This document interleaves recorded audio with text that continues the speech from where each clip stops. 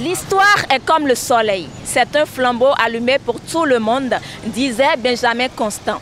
C'est pour raviver les flammes de ce flambeau allumé que nous entamons l'histoire de nos quartiers de ce jour. Mesdames et messieurs, fidèles amis de Prime News TV Bénin, bonjour et bienvenue à Kadjehoun, au Pierre. Suivez plutôt.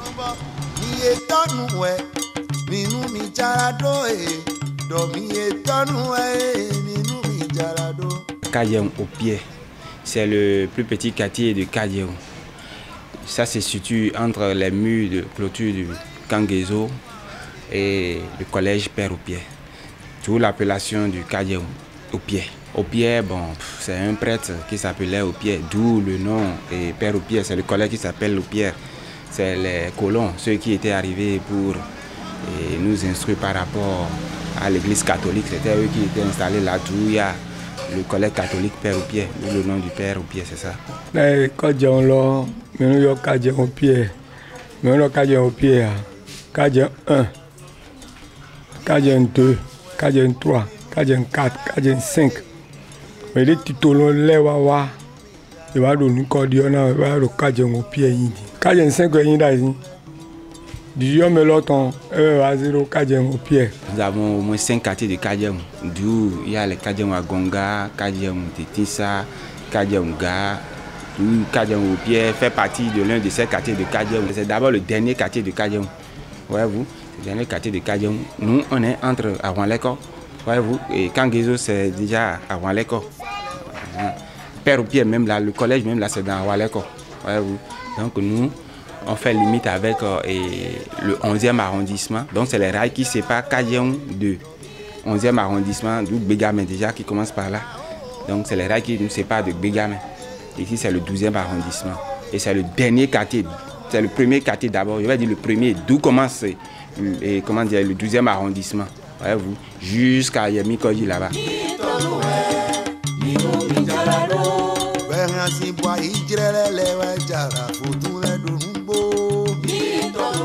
Azayandi, et de Kadjehoun. Odo Asabedo Lekpo. Bon, maintenant, le Kadjehoun, on va y aller au Tchono, le va tout vivre, mais nous venons les maçons Timba. Le Kadjehoun, il y a des téléphones matin. Les téléphones matin, il y a un bail. L'eau est nous dos, oui. L'eau camblado, oui, nous dos, mais nous dos, oui, nous dos. Les va dire, oui, pour téléphone matin, sans téléphone matin, avec béton, window. À Savedo, il y a les méros de nos filles, oui, le Kadjehoun. Kadjehoun, Kadjehoun est aussi. Il y a un méro de l'air car on fait d'ailleurs, bon méro teme de l'air, mais aussi donc, quand je prends une file d'ici, on met les dos, nos propos, mener les dos à Iba, mais ouais, Iba dit nous contrôlons, il y a si un tout fil.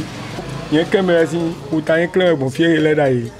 Pour to à Iba le oiseau de Didio. De Kakakume, mais d'ailleurs, non, t'es bon au bon, mais Kakaka. Oui, Kaboy Huta. On a eu le voyage au temps de pour des médecins, pour finir mon homme, il a eu le voyage. Tiens, elle a bien sous, ne va jamais, t'en as la bamino, Katiota.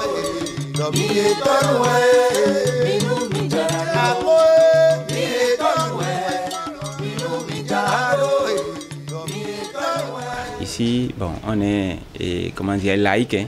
Il y a toutes sortes de religions ici. Il y a les catholiques, il y a les musulmans, il y a les animistes, il y a tout. Il y a un peu de tout quand même dans le quartier. On doit gomber, on doit fongber. Mais tout le monde est sorti aux filles. Nous te mettons, mais les poids habillés. Mais là, tu peux tout le corps d'eau. À mon tout même, à mon fond. À mon mais deux francs, mais français, mais deux.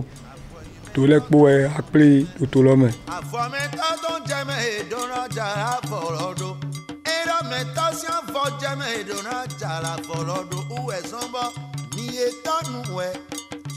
Nous appelons au prévu de Wendy en bas ici.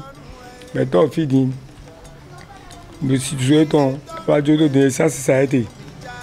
Mais les lettres, et mécanicien. Mais les teams, et nous dans ça. Mais le coco d'eau, nous, il est plein de pévis, il est tombé bailli, il va fonder mais il va sous à tomber bas. Problème il voulait revivre, mais il a ma sortie timba. Peut-être ni à Santo Dindin, il dit aller vous caler là.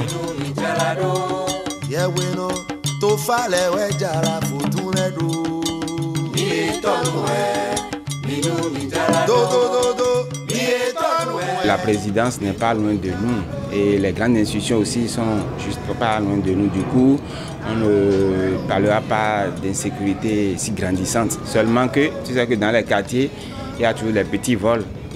C'est ce qu'on remarque très souvent. Mais je dis sécurité, mais si tu fais, vous voyez, tu as il va dans l'hôtel, nous venons les pots.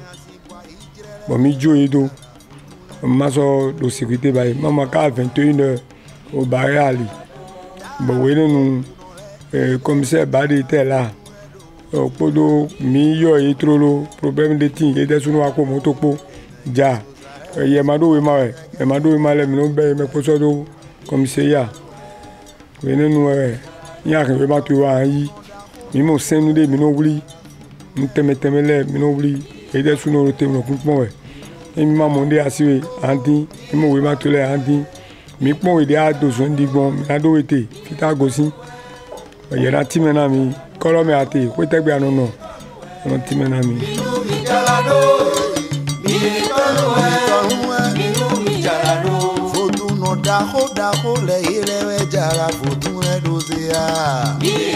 Quand vous venez à Kadian-au-Pied, bon, et la place Bernardin Ganti n'est pas loin de Kadian-au-Pied, mais ce n'est pas érigé dans Kadian-au-Pied, c'est dans Waleko. Voyez-vous, il y a des places ici qui ne sont pas du tout loin, même la place des Matis, c'est dans Waleko, mais ce n'est pas loin de Pied. Et le nouveau monument là, érigé là, et la place Amazon, tout ça là, c'est pas loin de nous. La présidence, c'est pas loin d'ici. Le camp qui est en train d'être déplacé, c'est pas loin d'ici. Donc, c'est ça. Tous les quartiers s'interfèrent, on est tous ensemble.